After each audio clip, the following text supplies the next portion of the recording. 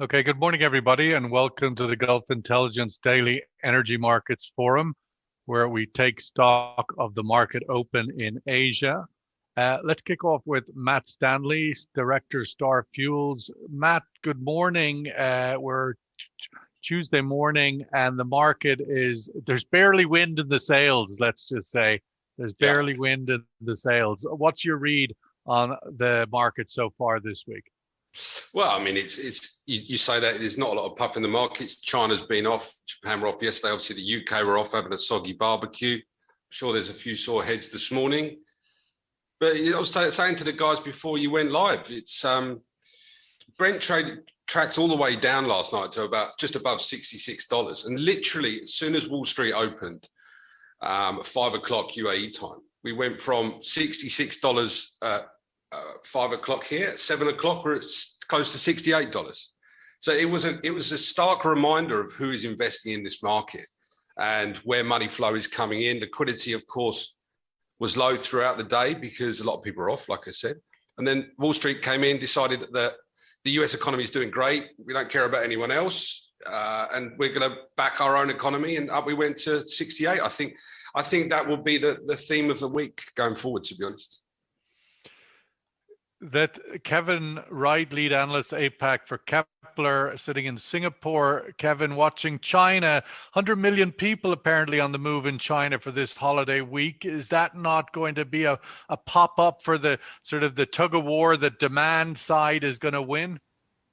It's an interesting one. We obviously have seen a year of those migratory patterns really diminishing. I mean, obviously, Chinese New Year in January, February this year was very disappointing as it was last year. Golden Week, yeah, I think you're absolutely right. It's a relatively positive sign for demand in this region. I want to go back to a point that Matt was raising just a moment ago about demand elsewhere.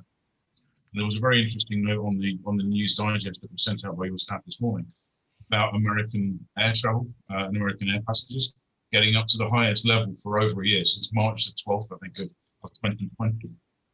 And that really says to me that, that market is recovering. We're starting to get into the real peak season for obviously gasoline, but also jet. So it's giving a positive sign. So it says to me that, yes, I agree with Matt that the Wall Streeters are in control of crude, but we are seeing a more productive and a more constructive pattern than perhaps we've seen in quite a while.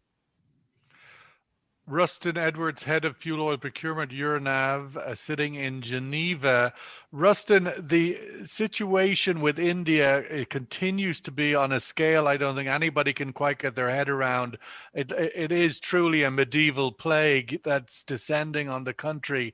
And yet, from a purely sort of analysis from the energy markets perspective on sort of demand destruction, the markets seem relatively unperturbed that India will derail at least the sort of range bound that we're in at the moment.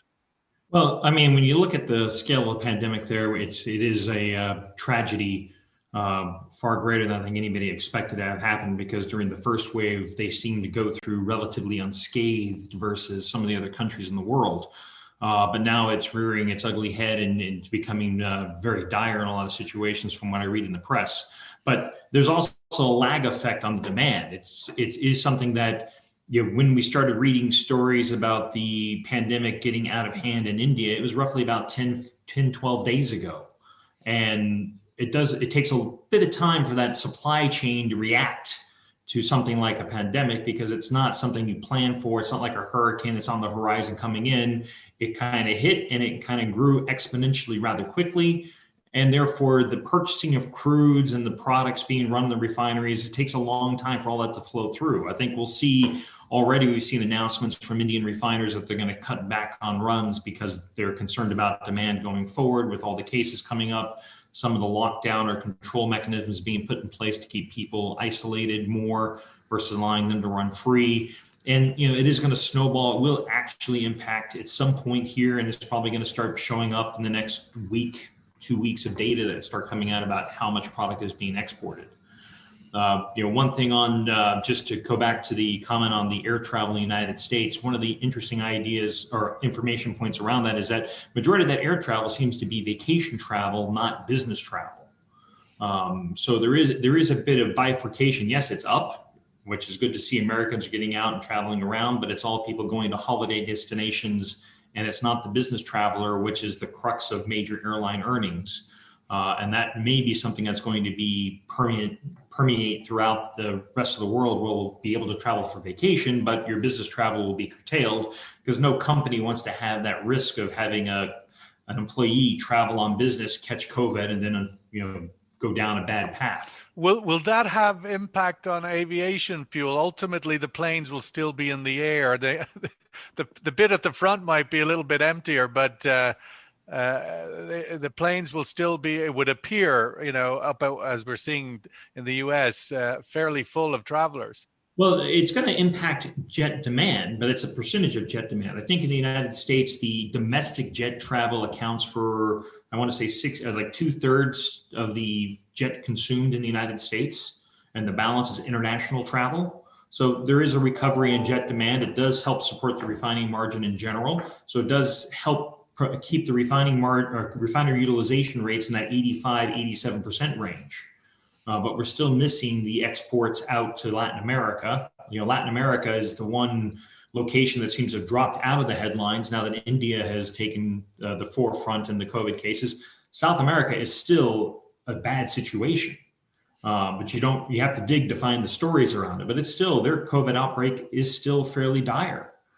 They're handling it a little bit better, but they still have a bad situation going on.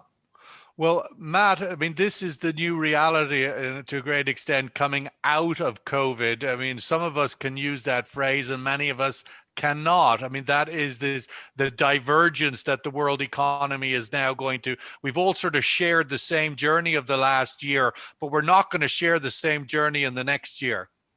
No, I think that we all went into this situation together as one, as a globe. We all shut down. But how we're coming out of it is certainly fractured. The arteries of the Europe and the US are coming out, and the UAE as well, with the vaccination drives, are gravely different from that in South Asia and in Africa. And you've just got to look at vaccination rates there. And it is, again, I refer back to this, it's the reality of reality. Pakistan, there was a BBC article about them at the weekend, about 2% of the country is vaccinated, it's densely populated, same as Bangladesh. It's almost inevitable, perhaps, that they're may go through a sort of same crisis that India are on. Maybe they need to look at what is happening there, unfortunately, and be more one thing proactive. In Pakistan's favor, perhaps, is there's not a lot of traffic crossing in and out of India to Pakistan, but certainly the other neighboring countries of India are feeling, and there's reports of rising infections. But to come back to the more crass prism of energy markets, with a totally resurgent US EU economy, the biggest economies in the world, the G7 and China, is that going to be enough to sort of get this market up, to support it where it's at and move it higher, given that these are the biggest economies in the world and they're not just sort of growing, they're sort of soaring? Well, this is why I brought him in, because I think that is the elephant in the room that we need to discuss. The market is bypassing issues in South Asia, growth areas, places like, you take Nigeria, Ghana, South Africa, places that, new middle classes are coming through and they were able to support other growing economies. Is the US and EU and China enough to keep demand buoyant? I'm not so sure. Demand is still down 6 million barrels a day from where we were pre-pandemic, but flat prices at the same levels we are at pre-pandemic. It's a supply curtailment rally and sustainability, and that's how the market has sustained itself. Can that sustain itself when oil starts coming back from the likes of OPEC, and those growth areas like India and South Asia and Africa, as I was saying, are not there to absorb those barrels? Can they just go into the likes of the US, parts of the EU, still a lot locked down there, remember, and China? I don't know, Sean, and I think that's why there's some hesitant trading going on at the minute. Kevin, there is a view sort of the last year that Asia has dealt very well with COVID, and Europe and America were really the sort of failed states of managing the COVID pandemic. Now, as things emerge into the era of the vaccine and the India challenge, could Asia, is there a sense that Asia could be now facing their phase of the big challenge? That's a very interesting question, and I don't think it's fair to generalize and say that Asia managed the first wave of last year very well. There were certain countries within Asia that did. So Vietnam, for example, locked down very quickly and therefore had minimal cases. Singapore is exemplary for the way that it's also managed it. But Malaysia, Indonesia, the Philippines have not been successful at all. And actually, I was just reading this morning, Malaysia is now imposing further restrictions around mosques and bazaars and schools simply because they have to contain the latest wave that they're getting.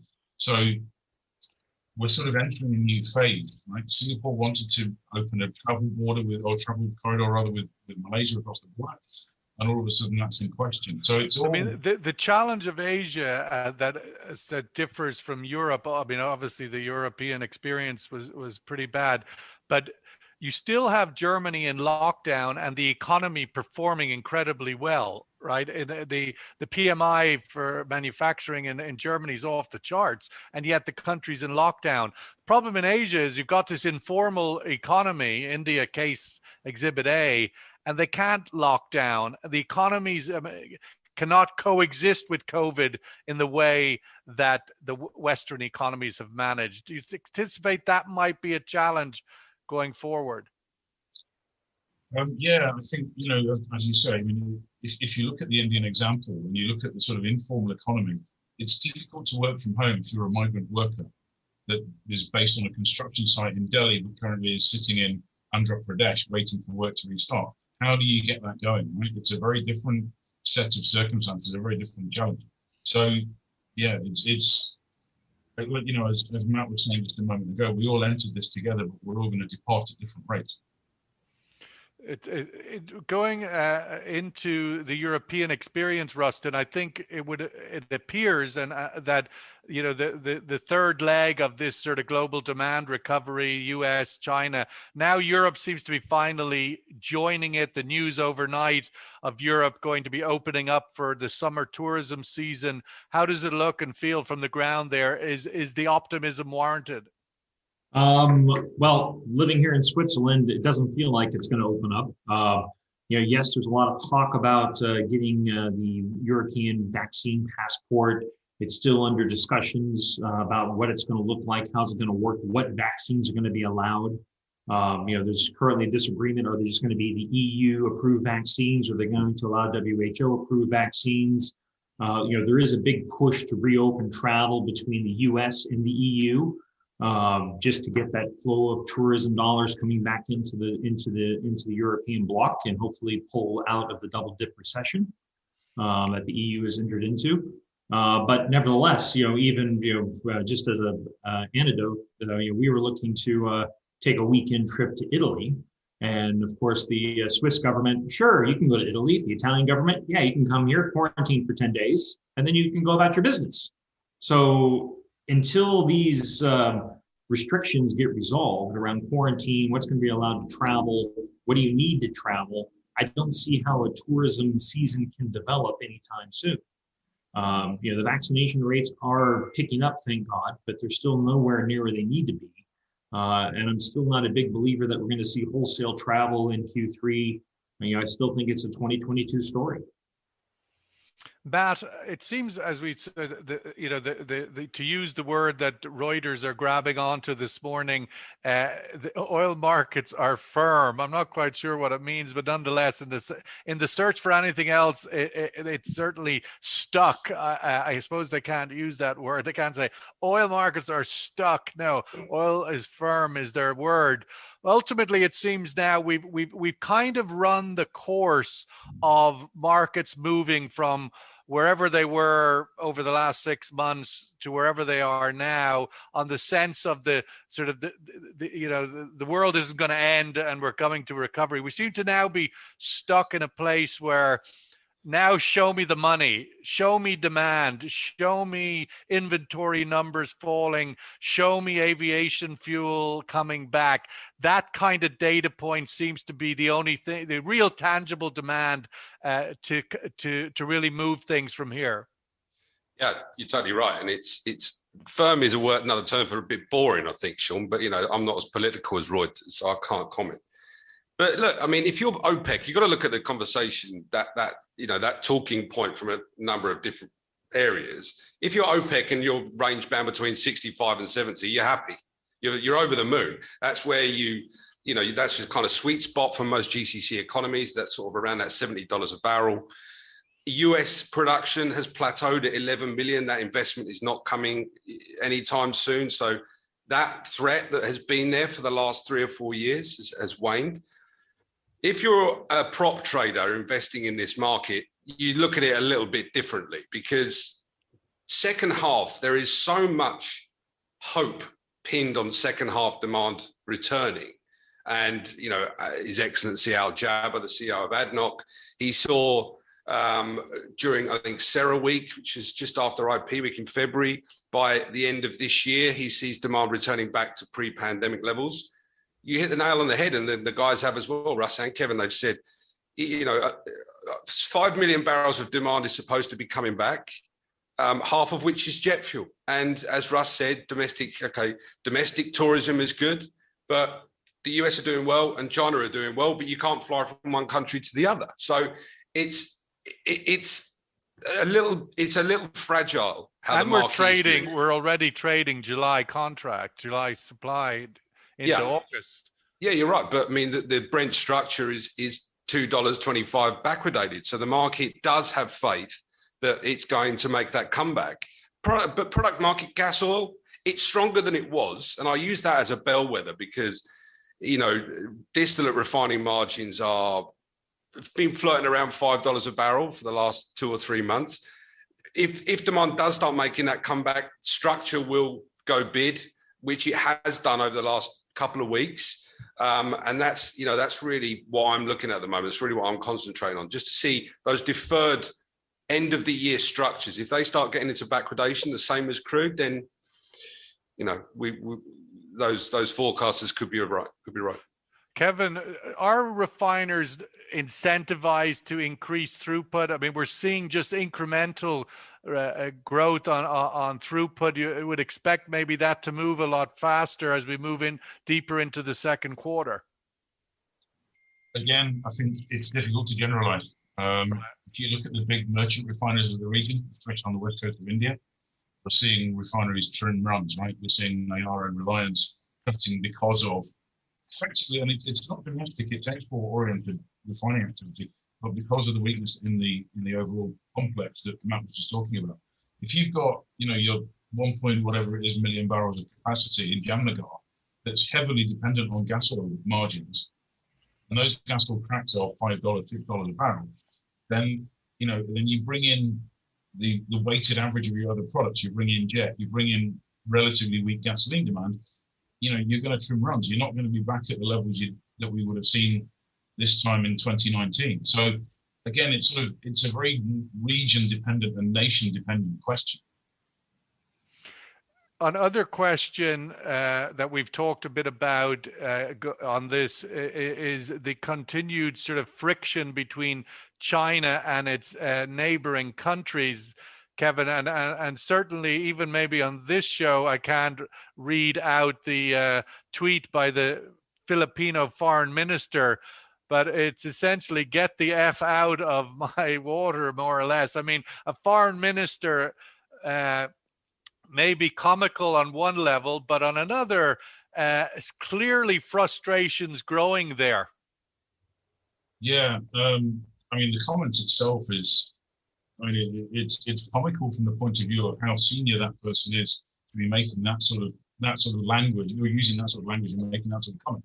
But we've said this before, that the Duterte administration has started getting more and more aggressive about China's incursions into its territory, or into what it sees as its territory. So the move in itself might seem, the tone of the note might seem a little bit humorous, But it's not out of line with the Philippines standing up and saying, actually, China, we've had kind of enough of this. And I think, there are other parts of Southeast Asia that are being emboldened as well. At some point, people are going to point the finger at, or people have been pointing the finger at China and saying, you started a lot of the problem that we've seen over the last year. And if they see that there's support for that kind of stance, then they're going to, like I say, get emboldened into sort of making stances and aggressive comments in other areas as well. And I think that's probably one of the aspects of what we're seeing on the territorial side. I mean, it seems like every day that goes by, we're a day closer to this something triggering something that is, problematic, let's just say, and sucks in the Americans to have to back up one of their allies, perhaps, and this thing all sort of snowballs. Let's go to the survey question and give the room a view on the thoughts today. The Indian situation is playing tug of war with optimism over a rebound in the West. Which will win over the course of the month of May? The India optimism, prices higher, Western recovery, or India and further COVID pandemic, prices lower? Or is it stalemate, stuck, firm, as the Reuters are calling it this morning, range bound? Which will win this tug of war in the month of May? Month of May. India hopefully won't last more than the month of May, but we'll deal with that if it goes into June. But at the moment, this tug of war in the market, which will win, or will it be stalemate through the month of May? Rustin, your thoughts on that, and also give us a sense of where are shipping, where is fuel oil? Well, I think there should be a caveat. Does the Biden administration and Iran come to an agreement here in the next 10 days? Because I think that will have a far greater impact on the range of oil than Indian COVID cases. And that seems to be moving rather quickly into an agreement situation. I mean, you have members of the JCOP saying by the end of the month, we'll have an agreement in place and things will go back to the status quo pre-Trump. So let's see what happens in that regard. In the state of shipping, freight, tanker freight has not recovered yet at all. I mean, it's still relatively low on the dirty ship side, just because the amount of, even though OPEC has increased their production to the market, it's just slightly moves the needle. It doesn't really help with the supply situation and the oversupply of freight. So we're still expecting to see hopefully a Q4, Q1 type recovery in tanker markets. But that's still to see how much crude actually comes back into the market and what the overall oil demand profile looks like going forward. If Iran does happen, or the sanction relief on Iran does happen, that's an additional 2.5 million barrels onto the market, of which is really only maybe 1.4, 1.5, because the other is already in the market, just being moved on, let's call them dark ships. That are in the black market trade right now. So that just means there'll be an additional 1 million barrels of new supply into the space. But that's what I think we're all in the tanker space looking for. Fuel oil markets, I think they're in a relative oversupply type region at the moment. Container traffic is starting to get off the spike that it was in the past, let's call it 4 months now, as logistics systems have all adjusted. The Suez Canal ramifications are all taken care of reportedly. Different port facilities in the markets are saying that they've cleared their overhang of ships and the overhang of cargoes to move. So, systems are getting back to normal. I think that, any hiccup in the logistics chain because COVID spikes even further, that's yet to be seen, but that could just be another impact that's going to cause curtailment of ship movements. One of the issues right now is that with this spike in the Far East, Singapore has already started to ban certain countries coming in to do crew change. And, that's always been, from a shipper's perspective, the hardest thing to accomplish is getting your crew rotated on the ship safely and effectively so that the ships can operate safely. It seems that there's more ports blocking ship crew changes than opening up for them. Yes. And to me, it's kind of, if you can't keep the baseline logistics systems running by allowing crew changes to happen on a regular basis, how can we open up travel for global tourism? Yeah, when you're talking about a few hundred people. Matt, the other tug of war that's ongoing, it seems to me that's sort of a medium term issue, but I'm wondering when does it become more imminent? And that is where investment is lagging the price recovery. We saw last year investment in new oil and gas supply hit a 15-year low, cut of $350 billion. Where does that start, the absence of that investment start to become an upward pressure on price? And of course, it sits alongside the fact that there's still 8 million barrels of idle supply. Yeah, I mean, that's a very good question. I wonder how much of that investment in fossil fuels, generating energy, has gone into renewables. You've got a big focus at the moment on hydrogen.